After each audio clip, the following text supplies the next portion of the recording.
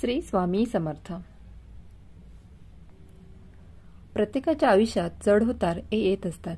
मग ती व्यक्ती कोणीही का असेना, यासाठी कारणीभूत असते ती म्हणजे वेळ। म्हणून तर लोक म्हणतात की थोडा वेळ द्या, सगळं काही ठीक होईल। जेव्हा कधी तुमच्या आयुष्यात वेळेनुसार काही बदल होणार असतात, तेव्हा तुम्हाला देव काही ना काहीतरी संकेत देत असतात। हे संकेत कोणते, तर आजच्या व्हिडिओमध्ये आपण त्याबद्दल सविस्तर जाणून घेऊया।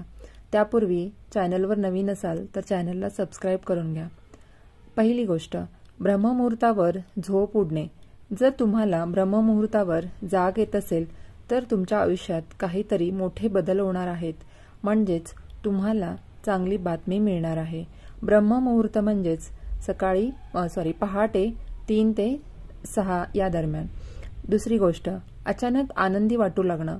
आयुष्यात काहीच होत नाही असं वाटत असताना अचानक एक दिवस मन प्रसन्न आणि आनंदी वाटणं, याचा अर्थ असा की नशिबाने तुमच्या आयुष्यात काहीतरी चांगलं लिहिलं आहे आणि लवकरच तुमच्या आयुष्यात आनंद येणार आहे। तिसरी गोष्ट, गायीचं येणं। जर तुम्ही जेवताना गाय आली किंवा गायीच्या हंबरण्याचा आवाज ऐकू आला तर हे शुभ संकेत आहेत। शिवाय पक्ष्यांचा आवाज देखील शुभ संकेत आहेत। चौथी गोष्ट, घरात लहान बाळ असणं। जर घरातील लहान बाळाला पाहून तुम्हाला आनंद होत असेल, तसेच ते बाळ तुम्हाला काही सकारात्मक गोष्टी सांगत असेल, तर ते चांगले संकेत आहेत असं समजलं पाहिजे।